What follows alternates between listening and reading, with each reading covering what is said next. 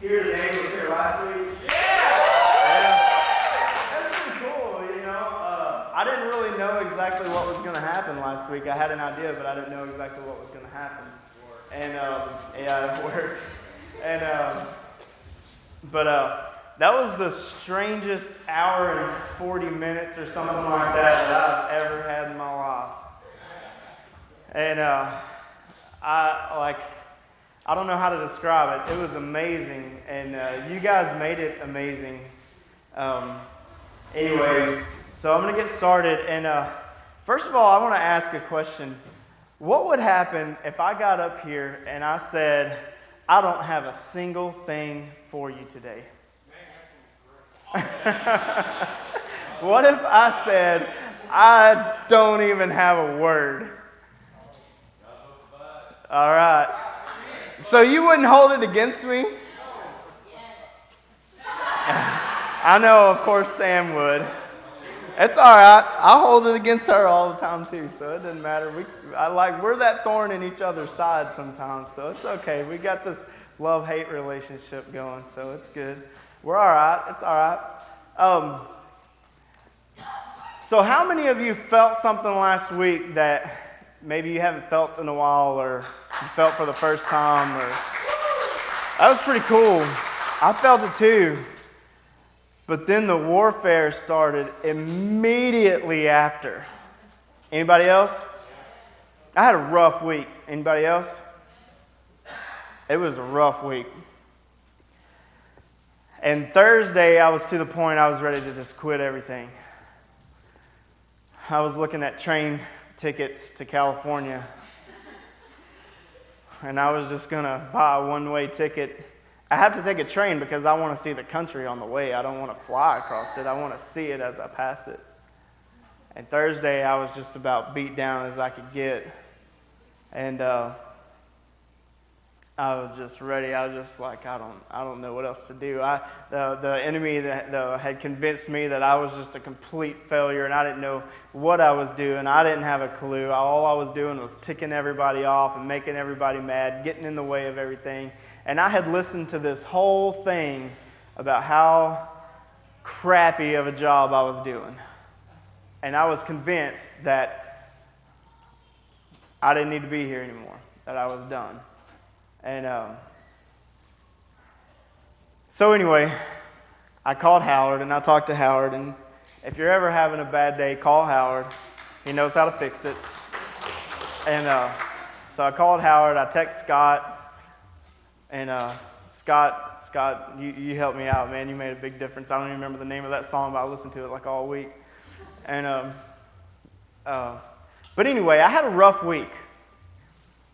And today I'm just going to kind of talk to you. I'm going to tell you a story. We're going to talk a little bit about some stuff, but I'm not going to get too deep today. We're going to go a little bit deeper next week, because what happened was I started trying to put a message together, and I would hear something and I would go with it, and I would feel like I'd get to a dead end, and I would get to a block, like I couldn't, and it's like I would get to a point and like, and what about it? And it's like I couldn't get any answers. And then I would get another idea, and this other thing would pop in my head, and so I would start chasing that kind of, and it would be good, and then I'd get to a certain point, and I'd be like, but what? It doesn't relate. And then I would do it again, and I got about 3 different things going at the same time that I felt like didn't relate, and finally I was like, man, I don't know what to do. It's Thursday, and I don't have anything ready. I don't have anything at all. I don't even have anything close. And so, I love to mow. I know that sounds ridiculous, but I love to mow. I love to put my headphones on and get on the mower, or I push mow a lot. And something about that, it takes my mind completely away from everything else. And my mind gets completely separated from what's going on at work, what's going on in the world, what kind of noise is going on with my friends and my family and everything else. It's like I escape to this complete different place. And what happens is I get alone with God. And God starts speaking, and I start hearing, and I start singing, and I start praying, and everything is there's just this escape to it that I can't explain. And then I sweat a little bit, and all that, and it's good. It's good for me. So Friday, I decided I need to get out and do something, and I knew that I like to mow, so I'm going to go mow the yard, and I'm going to go get started. And I get the mower out, and it's been a long time since it's been started and everything, and I check it all out. Everything's good. It starts right up, no problems. So I get going, and everything's good, and I get moving, and everything's good. I posted this last night on Facebook. I don't know if anybody read it or not, and I'm not going to try to say it word for word because I'll totally screw it up if I do. So anyway, I get going, and I'm mowing, and I start getting into that zone. You know what I'm talking about, And I got the music pumping, and I'm moving along, and everything's going good. And then all of a sudden, I get to this spot where the grass starts getting a little taller, and it gets a little thicker, and it starts slowing me down. I have to push a little harder, and then all of a sudden, the mower dies. So I'm like, So I pull it, start it, go again. It dies again. Pull it again. Get going again. It dies again. I'm barely getting anywhere. I'm just inching along, and I'm starting to get frustrated.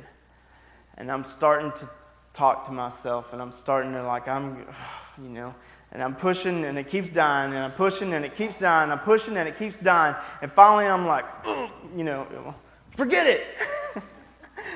And I'm like, so I'm sitting there, and I'm thinking, what the heck? How am I going to do this? I'm just barely inching along. It's getting dark. I'm trying to hurry. And then I'm like, okay, I'll get the weed eater, and I'll just weed eat it down. And then I'll mow it. So I go, and I get the weed eater, and I get it ready, and I pull it, and I pull it, and I pull it, and I pull it, and I pull it, and finally, I'm like, just screw this thing. Where's the gasoline? I'm just going to light it on fire. I'm going to pour gas all over this place, and I'm just going to light it on fire, and then I won't have to worry about it for a while. And I'm getting ticked off, and I'm getting frustrated, and I'm like, this is ridiculous. I'm sitting here struggling over nothing, and then I stop, and I'm looking, and I hear, just raise the blades, you dummy.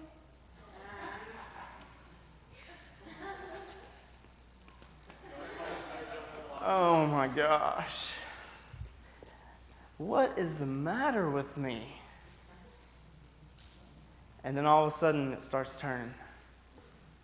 All right, I'll raise the blades. You think that's going to work? I'll raise the blades. I'll raise the blades up, and I pull it, and I start going. And then all of a sudden my mind starts working again. Okay, have you ever, I'm going to just stop just for a second. There's a lot of people that don't like the Patriots. There's a lot of people that don't like Bill Belichick. I love Bill Belichick. I'm sorry. I'm not a Patriots fan. I love Bill Belichick. Because he can go into a game getting his tail whooped, and guess what? The second half, he's made adjustments. He's looked at it. He's stepped back and looked at it. He didn't get mad and start yelling at everybody. He stepped back, and he got a new game plan. Sometimes, do you ever go into a game and you're starting to get beat and you start, you gotta adjust, you gotta make some adjustments, right? Has anybody else, you know what I'm talking about? You can get mad and you can throw in the towel and you can say, screw it, forget it, I give up. Or you can step back, you can take a breath and say, what can I change? What am I doing wrong? Where am I missing it? So I raise the blades up. And I start it. I start pushing. And it's not easy, but it's not dying. I'm getting somewhere. And then I start thinking, I'm in this spot, and I thought, you know what? If I actually changed and kind of went at a different angle, I wouldn't be hitting all the tall, thick stuff all at one time, and then it might actually be a little better. I might actually, gain some ground a little faster because it's getting dark, and if I don't hurry up, I'm going to be out here in the dark, and I can't see good in the dark, and, then it'll really look bad. So I get going, I start taking a different angle, and I start looking at what I'm doing, and I get my OCD starts kicking in because I'm not going, the lines were going this way, and now I'm kind of going this way, and I'm like, okay, I try not to look at that part, just do this, just do this, just do this. We're going, we're gaining, we're getting some ground, we're gaining some ground, we're going, and then all of a sudden it was done.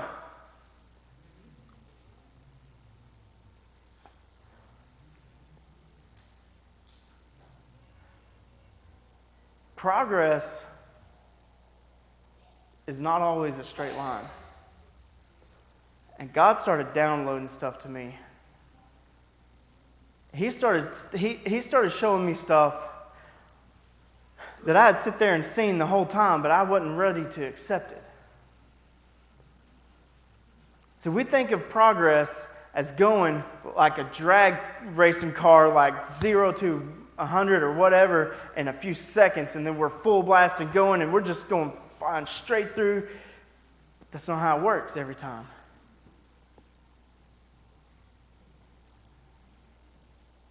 See, there was something that happened. There was a breakdown. When it started getting tough, when it started getting hard. I was spending that intimate time with God, and that punk devil got jealous. He got mad. He didn't like it.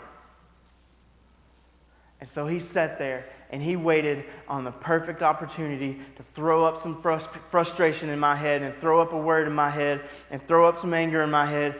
And that's how he messes with me. He starts getting in my head. He doesn't put obstacles in my way. He starts messing with my head.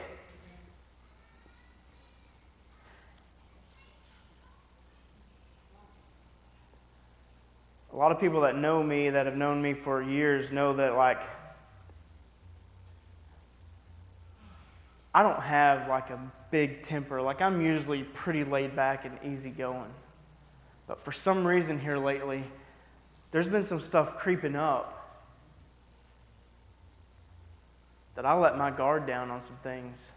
See, that enemy, he waited on the perfect opportunity to sneak in, to turn that one thing that I was getting along with God to turn me against it. And he started turning what I love into frustration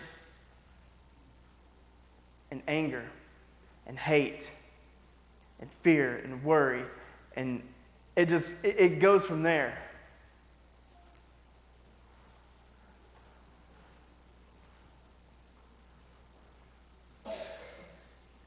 So I want to talk, we're in John 5 again today, by the way. Last week we talked about these systems. We established these systems that operate in the church. And it was pretty cool how everything came together. But I found something else this week. So I'm going to read this. If you want to read along with me, you can. But I'm going to read in John 5. Y'all are going to have this memorized so good by the time we're done. Because we're going to talk about it next week too. Because there's a little bit more here. And we could go a lot deeper. But I want to get some stuff out first. How many of you have a comfort zone?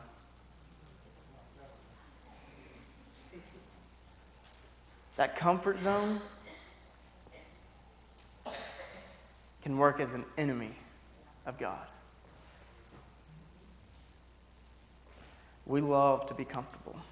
We like to sit back and be comfortable. I like to sit back and be comfortable. I like for God to show me everything I'm going to talk about before Wednesday, not on Friday or Saturday.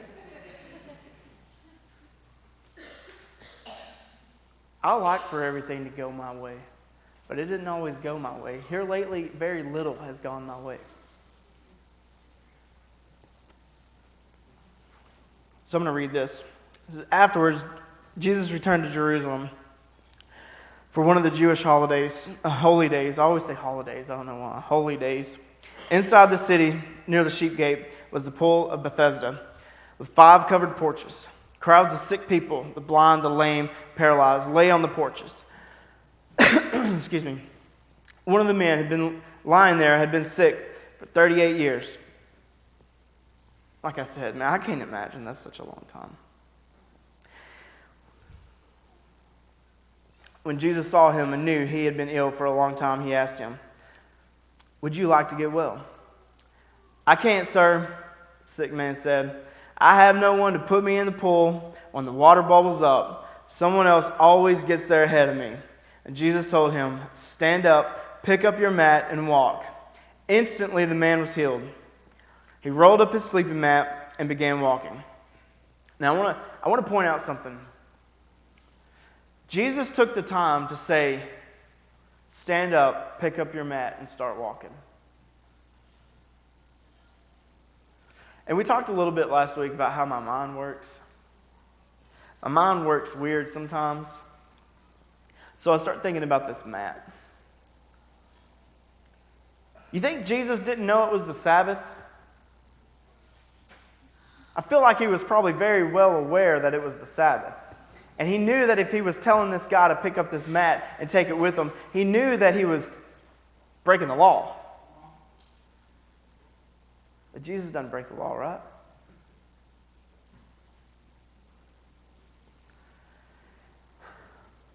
See, this pool was, God had created this system, this pool, for these people to come down and get healed. See, what happened was the system was actually fighting against this man because he couldn't get there by himself. He couldn't get there on his own. So Jesus walks up and overrides the system, and this man is healed. And he tells him, "Pick up your mat and walk." Pick up that one and only thing you've ever known and walk.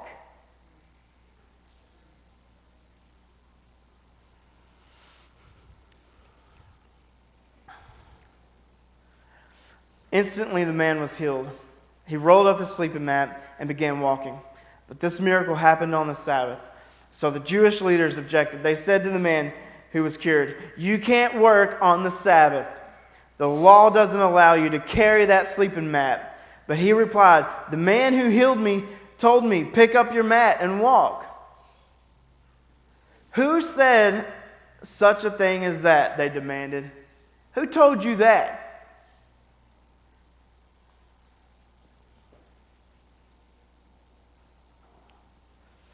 The man didn't know, for Jesus had disappeared into the crowd. But afterward, Jesus found him in the temple and told him, "Now you are well, so stop sinning, or something even worse may happen to you." Then the man went and told the Jewish leaders that it was Jesus who had healed him. Now, I don't know exactly what happened here, but I keep thinking about this mat. And I can't stop thinking about this mat.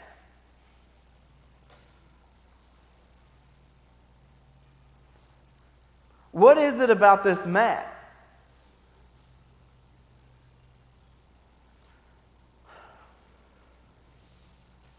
How many of you walked away from an addiction and everything was going good, and then one day it got tough and you slipped right back into it?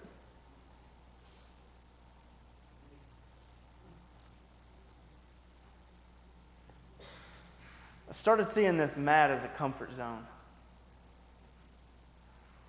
See, we can set out, we can start pushing that mower and everything can be going good, but when it starts getting thick and when it starts getting hard to push, guess what? We get frustrated, we get mad, and we throw in the towel and we start throwing everything else away. We start looking for the gasoline to just burn it all down and forget it.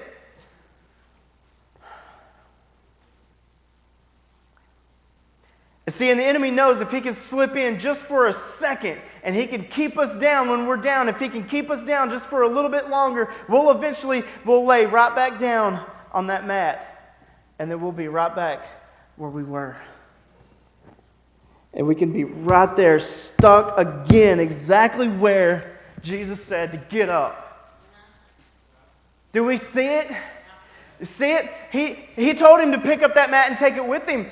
Not so he could lay back down on it, so it could be a testimony, because those people knew that guy, that's the guy that's been laying on the mat for 38 years.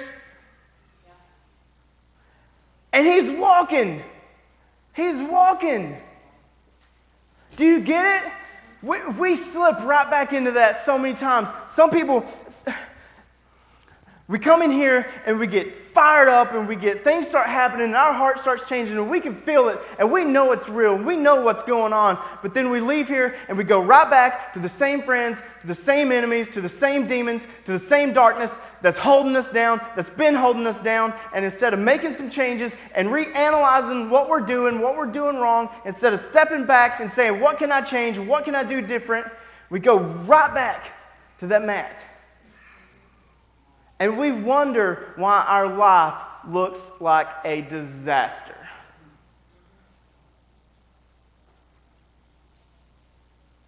I had absolutely nothing to tell you today.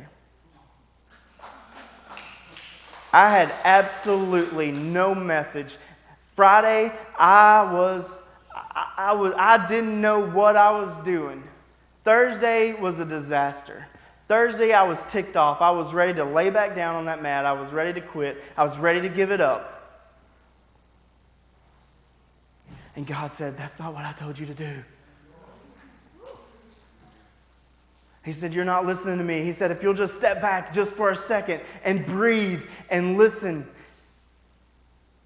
And if you'll take my hand, I'll show you what to do. If you'll just trust me just a little bit, I'll show you what to do.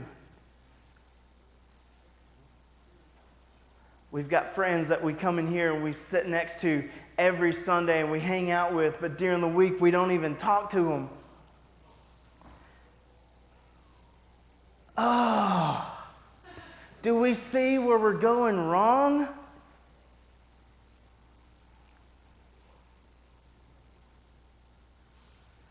Susan, we failed you as a church. We failed you. You sat in a hospital for 3 days and not one single one of us came and said, how are you doing? Not one of us came to the hospital. Not one of us adjusted our schedule and changed what we were doing and went and actually seen her and said, we love you and we can't wait for you to get back. We failed you. The system failed you. One of our leaders, one of the most important parts of the system was in the hospital and not one of us went.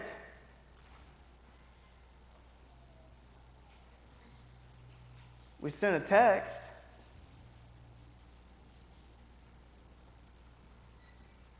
But I don't know if a text counts anymore. Because we can text whatever we want to text.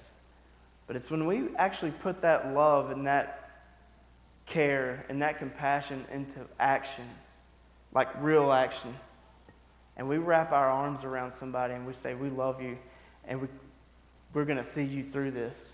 That's when it's real. That's when it's real. That's when it's alive. I can't remember the last time I got a text from Jesus.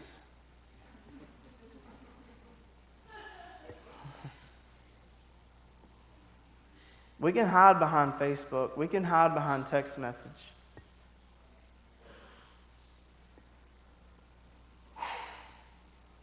Would it be the same if we all just video cast from here instead of from our own homes, instead of actually gathering together?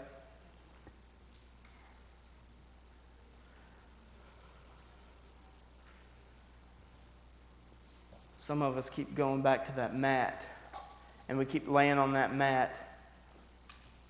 Jesus said to take it with us, but he didn't say to take it with us so we could lay back down.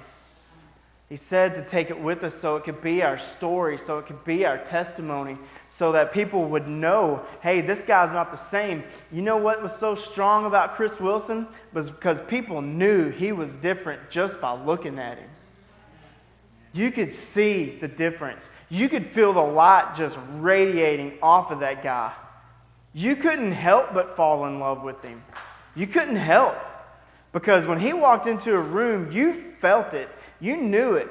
That light was so strong.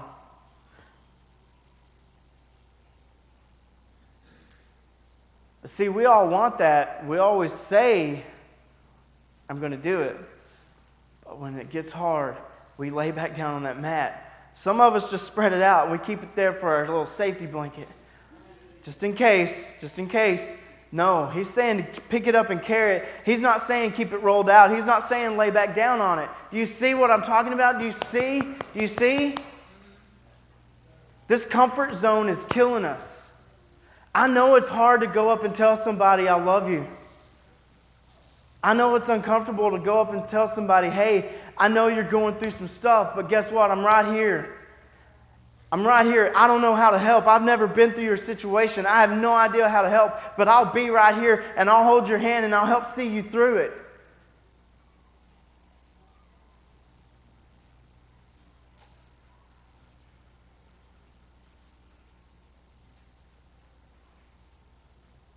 I think there's a lot going on with this mat. And I think it goes deep. I think it goes real deep. Because my mind started turning on this mat. And God started showing me some stuff. And I haven't got it quite all figured out yet. So I'm not ready to spill it yet this week. But next week I think we're going to venture off onto a little road that God's taken me. And we're going to look at some stuff. Because for some reason when I kept seeing this mat, I kept seeing the parable of the 3 servants with the gold or the silver or the talents, however your Bible reads it. And that one guy, he just buried it in the ground.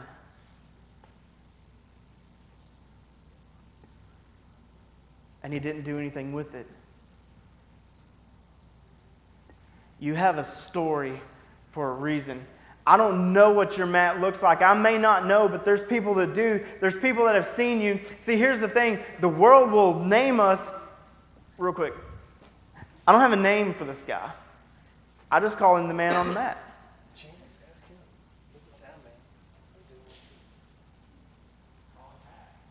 Matt, man.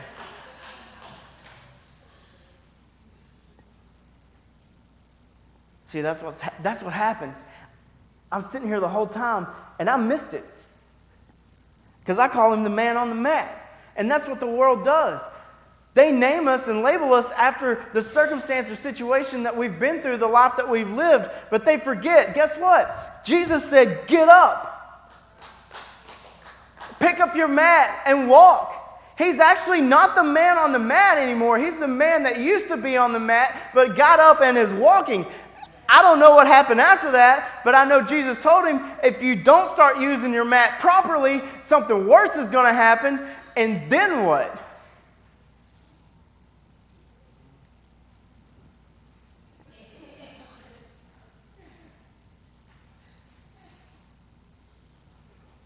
You know what I'm saying?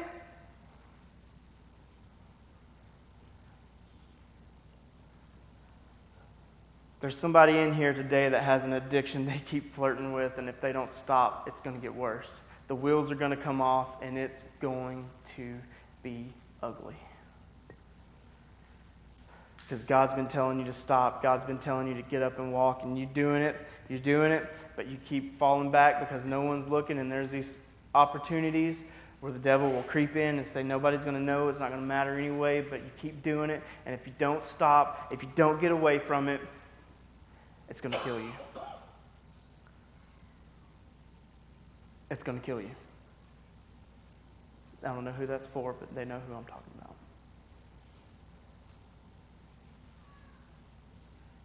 This mat is actually dangerous if we don't use it properly. This mat can be dangerous. It can be scary. It's not here to label us.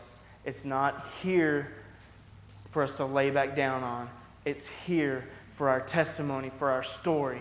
Each one of us have a story that's going to help somebody, that's going to transform somebody, that's going to be the catapult to take someone from dead to alive, because God wants to use you. Jesus wants to use your story for that next person that's sitting beside you. But if you don't reach out and grab them and say, come on with me, then you're just burying that story in the ground and you're not using it. You see, there's like so much going on right here in this one little story. And I'm having a hard time wrapping my mind around it because this is the way I've lived for years. I've been here for 8 years and I'm sitting here seeing all this stuff that I've sat back, my hands against the wall, just hanging out. not doing a single thing that I'm supposed to be doing.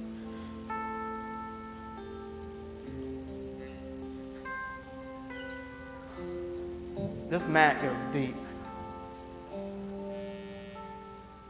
It may take me a few days to get it figured out. It may take me a few weeks. We may stay on this the rest of the month. But this mat goes deep. So we can take this as an introduction into the mat, the madness. Because there's more there. And there's things in your life that you know God told you to put down. There's people in your life that you know are not doing you any good. Listen, I know those people are fun. I know the party's good and it's jumping and it's exciting and it's fun, but you know as soon as you leave, you're just as dead as when you got there. And if you don't put it down, it's going to get worse. Jesus has been telling you. You know God's been talking to you. You know because you've been hearing that voice, I really don't need to go tonight, but I'll go anyway. You know it. You know when God's talking to you. You know it. But we can choose to listen to that or not. We can choose to be the system that is loving or the system that is fighting. We got to keep pushing. We may have to go in and change our game plan a little bit. We may have to step back and take a breath. And I know I'm kind of all over the place today, but God has something for someone in here. And you know who I'm talking to. You know who I'm talking to.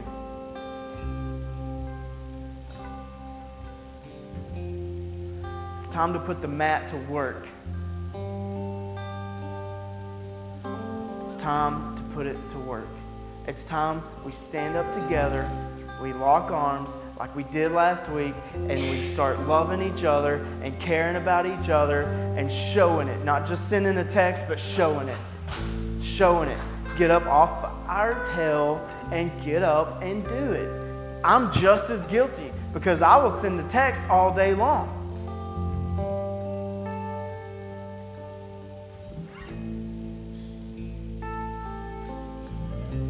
But when you pass that guy on the highway that's changing the tire and you felt it, you knew that God said to stop. But man, I gotta hurry up. I gotta hurry up because I got somewhere to be. You just totally missed an opportunity to share your story. It's another opportunity. I didn't have a single thing for you today. I didn't have a single thing. But God has something for someone in here. God has something for someone in here. And you know who it is. You know who it is. Quit letting that depression speak to you. Stop. Stop letting the anxiety rule your day. Don't listen to it. When you feel it coming up, reach out. Tell somebody. Talk to somebody. Call Howard. Come up here and talk to Howard. He'd love to pray over you.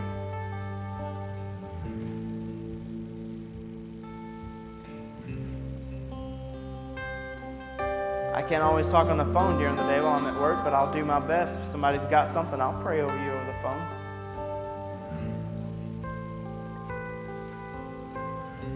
I'm going to give you an opportunity.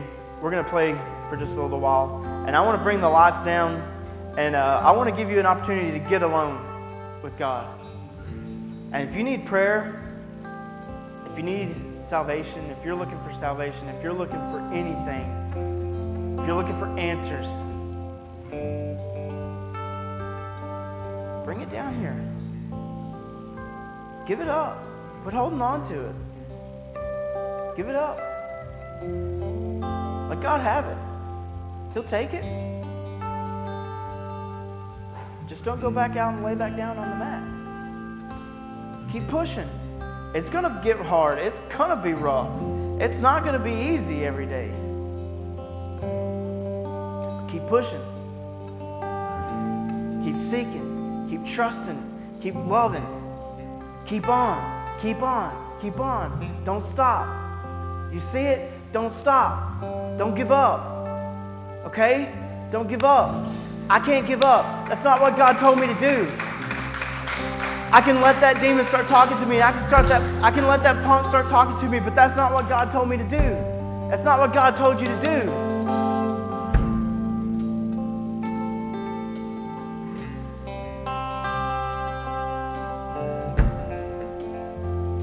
If you need something, come and give it up.